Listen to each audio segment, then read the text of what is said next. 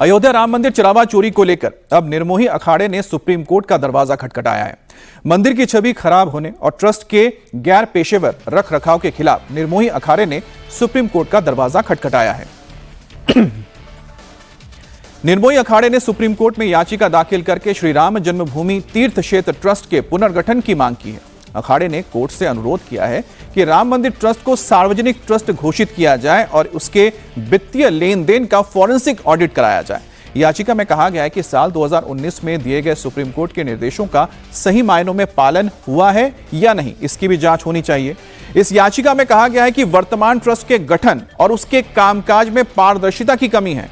निर्मोही अखाड़े का आरोप है कि मंदिर निर्माण और उससे जुड़े आर्थिक मामलों की स्वतंत्र जांच जरूरी है, इसलिए ट्रस्ट के ओर से आय व्यय और फंड के इस्तेमाल का फॉरेंसिक ऑडिट कराया जाए। और इसके साथ ही अखाड़े ने ट्रस्ट के पुनर्गठन की मांग करते हुए कहा है कि इसमें सभी संबंधित पक्षों और पारंपरिक धार्मिक संस्थाओं को उचित प्रतिनिधित्व दिया जाए ताकि मंदिर का प्रबंधन ज्यादा पारदर्शी, जवाबदेह तरीके से हो सके।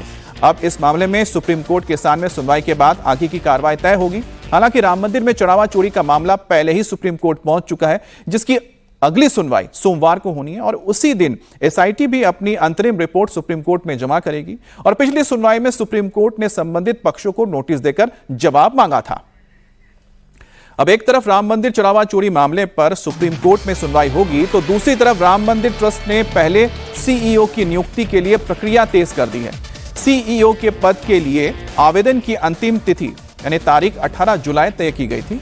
इस पद के लिए अब तक 2300 आवेदन प्राप्त हुए हैं। हालांकि अंतिम आंकड़े अभी तक सामने नहीं आए हैं। अब इन आवेदनों की जांच और पात्र के कैंडिडेट को चुनने को प्रक्रिया को पूरी तरह से किया जाएगा।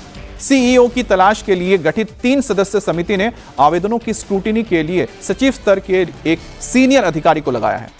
सभी एप्लीकेशन की जांच और अभ्यर्थियों की लिस्ट तैयार करने के बाद चयन समिति अंतिम फेज की प्रक्रिया आगे बढ़ाएगी और इनमें से तीन ऐसे कैंडिडेट होंगे जिन पर आप कह सकते हैं कि आखिरी मुहर लगेगी और उसके बाद चयन होगा कि इनमें से कौन बागडोर संभालेगा राम मंदिर के ट्रस्ट की।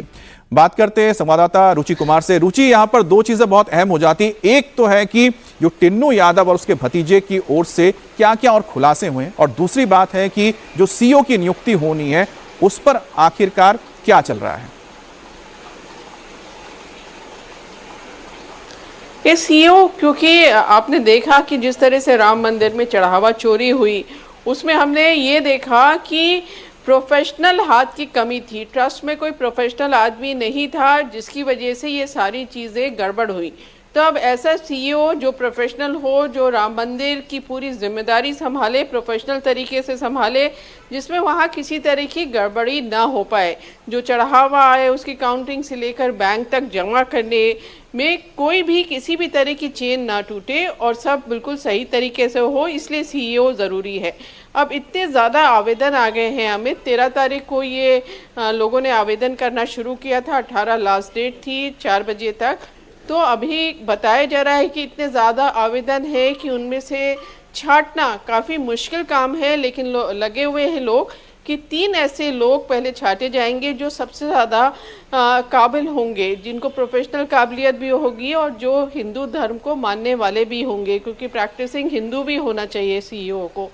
तो वो ट्रस्ट के सामने रखा जाएगा, उसमें से एक का सिलेक्शन होगा और जो सेलेक्ट होगा उसको भी ये देखा जाएगा कि राम मंदिर में जिस तरह की पूरी व्यवस्था है, इतने श्रद्धालु मोटे तौर पे रोज़ाना 80 हज़ार से 1 लाख श्रद्धालु वहाँ पे आते हैं, तो वो पूरी चीज़ें देखें कि श्रद्धालुओं को भी कोई दिक्कत ना हो और राम मंदिर चलने में भी किसी तरह की परेशानी ना हो। जो चढ़ावा आए, जो पैसे में आए, कैश में आए या जो सोने चांदी के रूप में आए, प्रक्रिया तो बहुत कठिन हो गई है, क्योंकि आवेदन में जैसा बता रहे हैं कि 2300 से ज्यादा यहां पर आवेदन आ चुके हैं और 18 तारीख आखिरी डेट थी, तो उसके बाद भी और आए होंगे। तो अगर देखा भी जाए तो 2000 से ज्यादा कैंडिडेट्स में 3 काबिल लोगों को चुनना ये अपने आप में एक बहुत बड़ी चुनौती होगी, क्योंकि उसके साथ बहुत सारी स्क्रूटिनी भी करनी है। आप नजर बनाए रखें इस खबर पर, आगे आपसे जरूर अपडेट लेंगे।